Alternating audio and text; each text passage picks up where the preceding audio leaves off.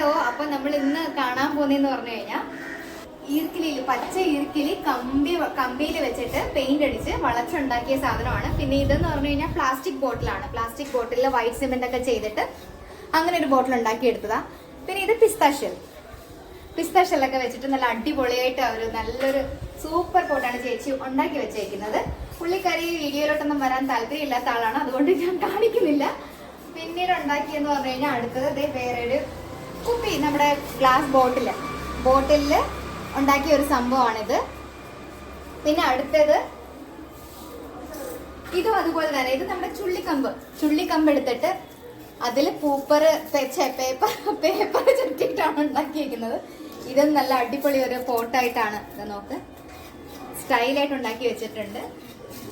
അപ്പൊ ഇതുപോലെ നിറയെ കരകൗശല വിദ്യകളുള്ള ആളാണ്, പക്ഷെ എനിക്ക് കാണിക്കാൻ നിവർത്തിയില്ല ആളിനെ.